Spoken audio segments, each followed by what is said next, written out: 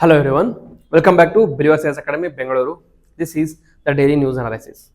Today we will be discussing some important articles from the UPSC prelims, mains as well as interview perspective.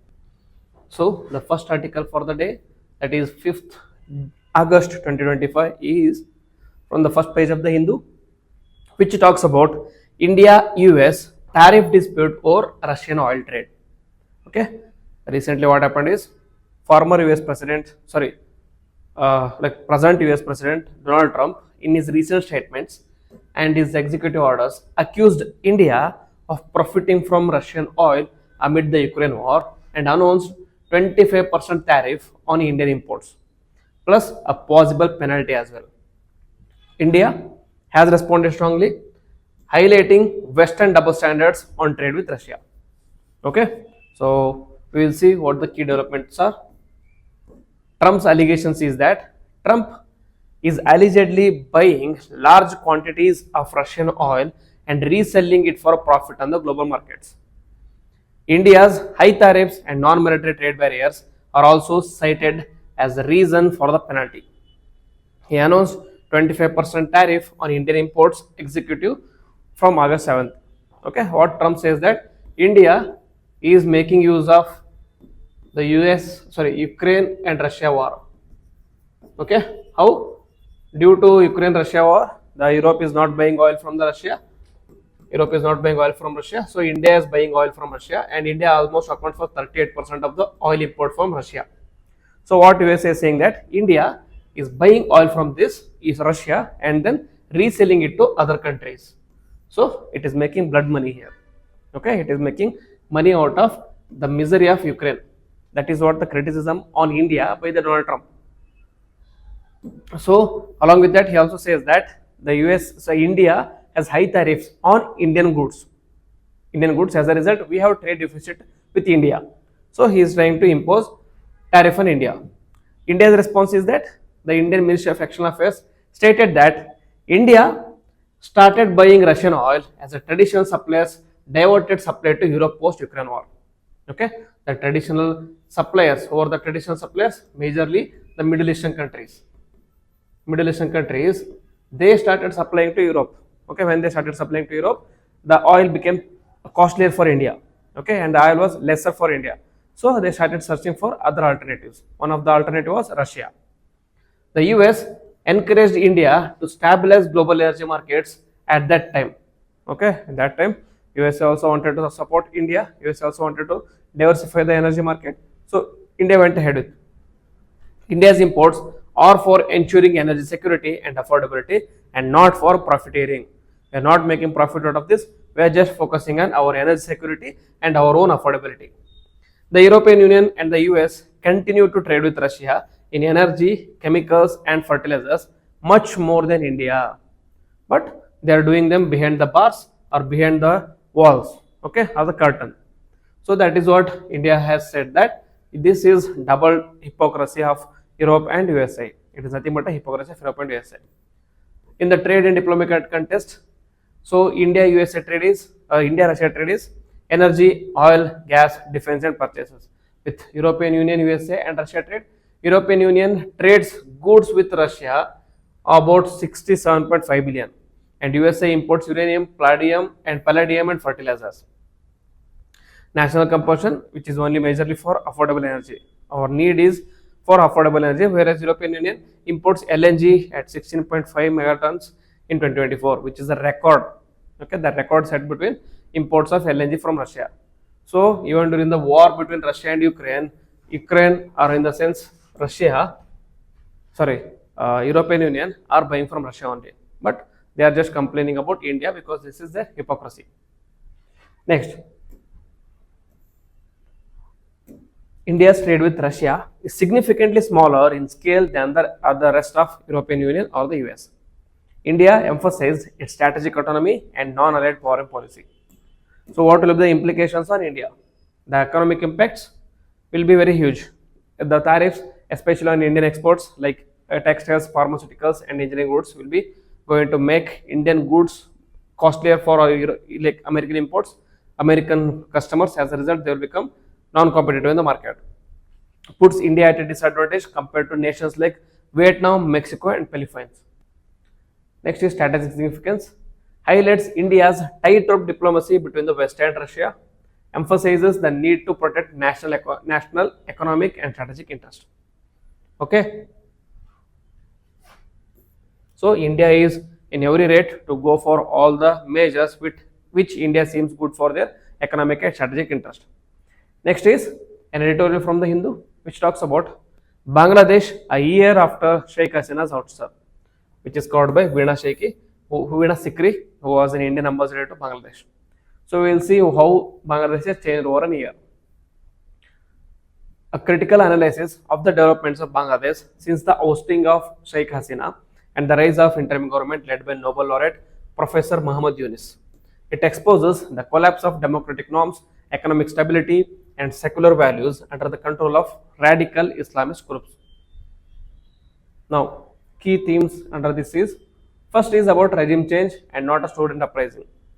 Says that there was a myth started, that is the so-called student uprising in July-August 2024 that led to Hasina's ouster was engineered by Jamaat-e-Islami, which was an external support from with the support from Pakistan, China, and the USA.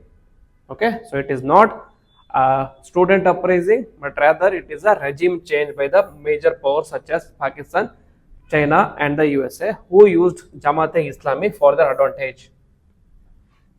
JEI, which is an anti-liberation group from the 1971, is now controlling the interim regime and operating behind the scenes. What is anti-liberation? It is an anti-liberation group during the 1971 war when Bangladesh wanted to secede from Pakistan. Bangladesh was previously called as East Pakistan. They wanted to secede from Pakistan, which with the help of India they were able to carve out a new country for themselves, which became Bangladesh. And one of the groups during that time which didn't want this secession, which didn't want the liberation, was Jamaat-e-Islami. Now Pakistan, China, and US are using the same group to change the regime. Next is lack of constitutional legitimacy. Bangladesh's constitution does not allow for an interim government.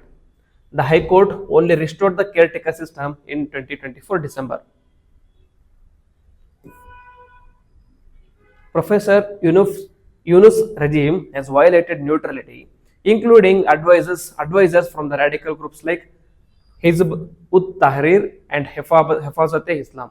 So these are very radical Islamist groups which are often related with or connected with terrorist attacks or terrorist links or radicalization of youth.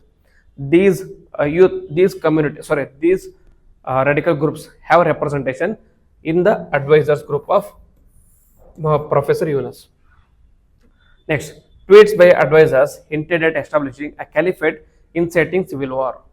Okay, so obviously the myth of student uprising against Sheikh Hasina is being disproven, and the major or the main theme behind this war was to establish a caliphate.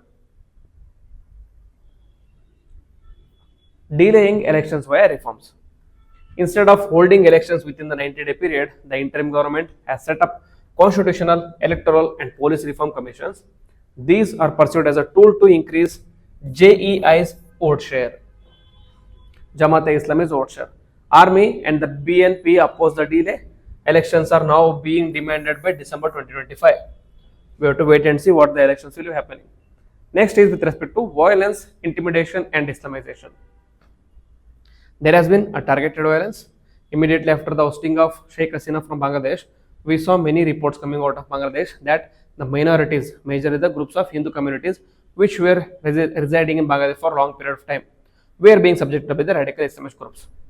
The burning of ISKCON temple, killing of Hindu nationals in the Hindus in Bangladesh was a recurring event there. Minorities such as Hindus, Christians, Buddhists, and Muslim sects and Awami League members have been brutally targeted. Liberation War era symbols and institutions have been systematically destroyed. And militarization and mobocracy, a very important word. You can use this whenever you are talking about hate crimes. Okay, when you are talking about hate crimes. Okay, hate crimes. When you are writing a mains answer, you can use this word as for hate crimes or Okay, hate crimes. You can use it in hate crimes. Next, reports of army firing on civilians in Gopalganj has sparking outrage. Judiciary, media, and central bank officials forced to resign through mob action. Media houses taken over. Journalists jailed, silenced, or now jobless now. Next is rise of National Citizen Party, that is NCP, which is a puppet outfit.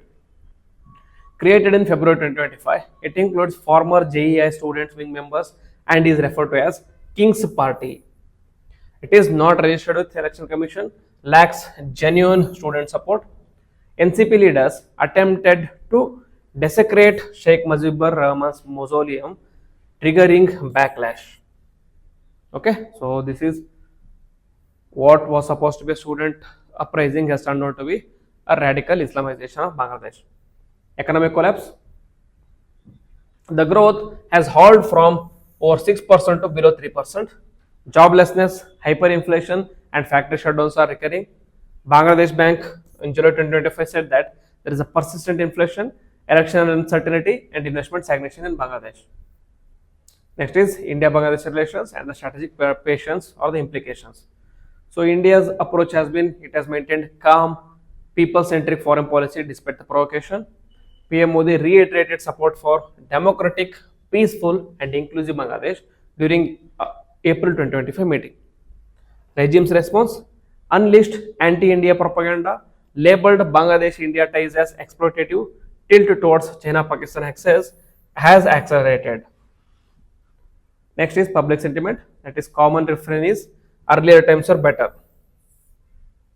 People miss benefits of strong ties with India, trade connectivity and development aid. This is the real thing happening here. And implications for India is with respect to security, that is the rise of radical Islamist groups like JEI and Hizbul Tahrir could spill over into Indian border states, especially in the sensitive states of Northeast India. Bangladesh's drift towards China-Pakistan camp can affect India's Act East and Neighborhood First policy.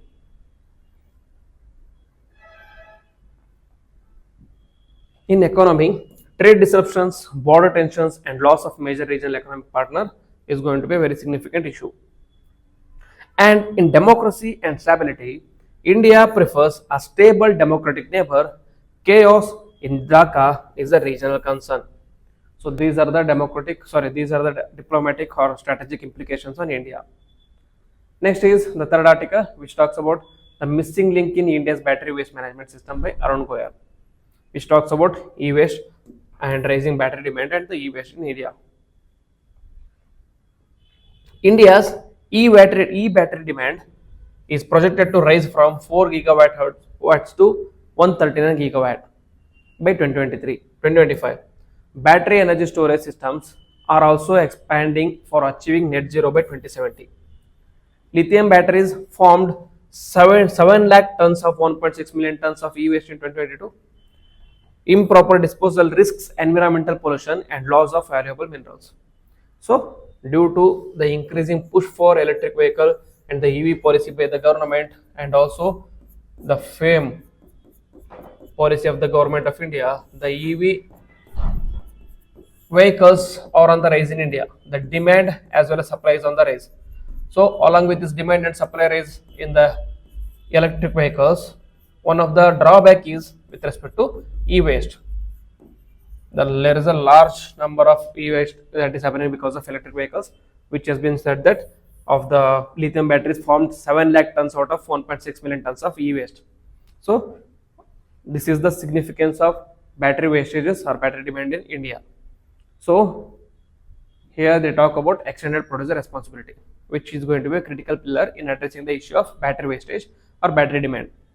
So, EPR mandates producers to collect and recycle batteries via certified bus recyclers. EPR certificates prove compliance with the recyclers paid a floor price for their services. Aim is to promote circular economy, reduce import dependence on rare minerals like lithium, cobalt and nickel. So this is why they are becoming very important. And the core issues with respect to extended producer responsibility implementation, is the inadequate EPR floor price. Like current floor price does not cover actual recycling cost, that is the processing, labor, transport and tech, and makes formal recycling financially unviable, encouraging fraudulent recyclers to thrive. Could result in environmental degradation and 1 billion in forex losses by 2030. So lots of negatives are going to accrue out of inadequate EPR floor price. Next is producers resistance. Some large manufacturers evade compliance, especially in the developing countries. Double standards in environmental responsibility can harm sustainability in the global south. Myth of cost burden.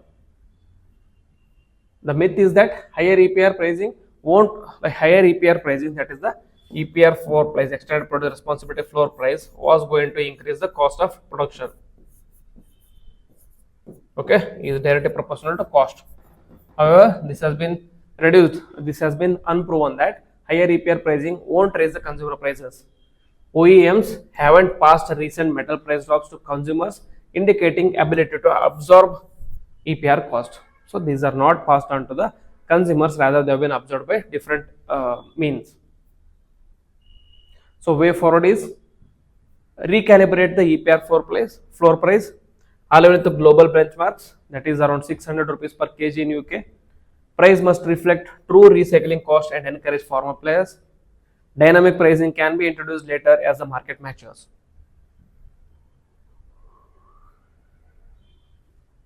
Strengthening the enforcement, digitize and track EPR certificates to curb fraud, enforcing audits and penalties to ensure producer and recycler accountability, and formalize the informal sector. Train and integrate informal recyclers to expand capacity and reduce harmful practices. Okay, so this is about third article. Next is the fourth one. So the fourth one is about IIF's unending fighter conundrum, which is written by Dinakar Perry. IIF, that is Indian Air Force, is going through a difficult conundrum. We will discuss what the conundrum is and what is the status of IIF and what are the issues present in India. India is phasing out its aging MiG-21 jets by September 2025, reducing IIF's strength to 29 squadrons, far below the sanctioned 42 squadrons. This comes amid delays in the introduction of LCA Mk-1A jets, concerns about indigenous engine development, and rising threats from the China and Pakistan. So MiG-21, a glorious but a tragic legacy. It was said that inducted in 1963, it was the first supersonic and non-western jet, played key roles in 1965, 71 and Kargil wars as well as Balakot POK skirmish, nicknamed the Flying Coffins due to 400 plus crashes over 6 decades. Okay, so it was very glorious past, but it is a tragic legacy as well because of the flying coffin, no more. Still, it is in service. That is 2 squadrons of MiG-21 Bison to be replaced by LCA-Mk-1A. LCA-Mk is light combatant aircraft Mk-1A, which is going to be indigenously built. IIF's fighter strength is a shrinking arsenal. It is reducing. That is, current inventory includes Sukhoi 30 Mki, Mirage 2000, MiG-29, Jaguars and LCA variants. By 2030, older Mirage, MiG-29 and Jaguar will retire, creating a vacuum. Only Sukhoi 30 Mki and LCA variants are planned to hold the fort in near term. Delays in the LCA Mk-1A induction, that is the 48,000 crore deal signed in 2021 for 83 Mk-1A jets. Delay was due to non-delivery of F404 engines from GE Aerospace, which is because of supply chain issues. First engine arrived in April 2025, second in July. HAL to deliver 12 jets by financial 2025 and scale up to 24 per year. Additional deal was for 97 more Mk-11A, which was around 67,000 crore, is under discussion. So majorly because of delay in non-delivery of F404 engines from the GE Aerospace. Next is LCA Mk2 and AMCA, which is the indigenous future.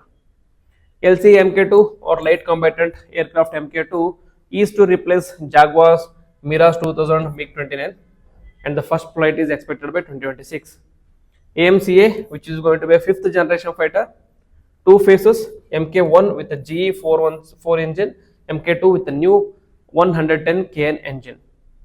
AMCA production to involve private sector participation, even HAL must bid. First prototype flight expected around mid 2030s.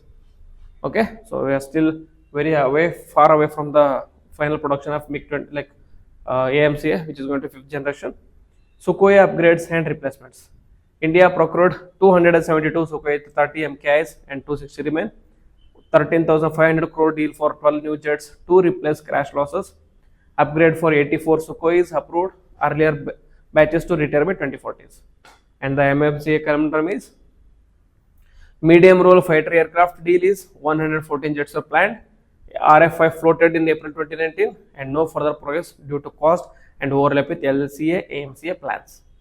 Possible fifth generation stopgap, that is F-35 and Sukhoi 57 are being explored quietly.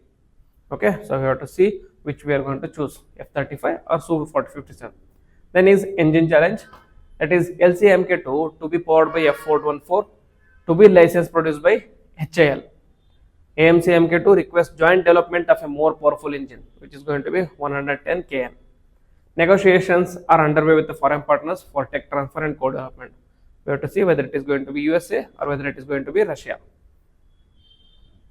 IAF's long-term fighter induction plan. Target is around 600 plus new jets by 2045 with LCA Mk 180, LCA Mk2 120 plus, MRFA 114, AMCA 120 plus, and twin engine deck-based fighters for Navy to be decided. So these are the plans. Okay, these are the plans by 2045. But the challenges are severe shortfall in the squadrons amid China-Pakistan tensions, delays in production, engine imports and technology development, need for timely execution of LCA, AMCA and Sukhoi upgrades, and uncertainty over MRFA due to budget and redundancy concerns. So in the way forward, we should address the shortfall, we should go for defense indigenization, we should go for technology transfer deals with the important countries such as France, Russia and USA. So with that way, we can address the issue. Next is prelims pointers. First is about El Salvador.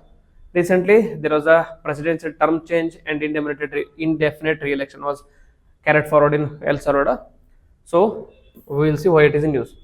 El Salvador's ruling party has passed a bill allowing indefinite presidential re-election, extension of presidential term for 5 to 6 years. The implications? It raises concerns over erosion of democratic norms and checks and balances. Seen as consolidation of power by President Nayib Bukele, who has already sought re-election despite constitutional restrictions. Mirrors trends in authoritarianism in the parts of Latin America. Very significant. Authoritarianism in parts of Latin America is going to be a very big issue. Next, about El Salvador, it is present in Central American region, borders Honduras in the northeast, Guatemala in the northwest, and Pacific Ocean in the south. Caribbean access, only Central American country without Caribbean coast, was a very important point. Capital is San Salvador, topography mountainous with volcanic chains, and highest point is Cerro El Pital, around 2,730 meters, and major river is Lempa River, and lakes are Lake Ilopango, Lake Cotapecu, and Lake Guija. Climate tropical, tempered by altitude in interior regions. This is about El Salvador. And also El Salvador is news research like last year because it identified Bitcoin as a legal tender there. Next, ICRI SAT's AI-based agromet advisory service. That is ICRISAT's AI-based agromet advisory service. Launched by ICRISAT and ICAR, the AI-based advisory aims to enhance climate-resilient agriculture and support smallholder farmer with real-time location-specific decisions. Key features: it is powered by AI and ML, that is artificial intelligence and machine learning, to deliver hyper-local personalized climate advisories. Covers sowing, irrigation and pest management, and etc. Delivered via AI-based WhatsApp bot and other digital channels. First phase in Maharashtra via ICR's agro-meteorological field units, supported under Monsoon Mission 3. ISAT Intelligent System Advisory Tool, originally piloted during Monsoon Mission 2, now being upgraded into a full AI platform. Transforms complex weather and agri data into personalized science-backed recommendations. And the collaborating institutions here is ICRISAT, which is going to be lead agency for and tool development, ICAR CRIDA for trail and agricultural expertise, and IITM, Indian Institute of Tropical Meteorology for climate and weather data, and ILRI for livestock agricultural irrigation. So future plans is it will going to be national rollout based on the learning from Maharashtra, and then could be replicated in global South nations under the South-South cooperation framework. So these are the important articles which I want to discuss today. Few very important articles which are going to be very significant from this year's mains as well, and also prelims. So note down the important points which I have emphasized there. So with this, I will end the video. If you like the video, then please hit the like button, comment on it, and also share with your friends. And Jai Hind.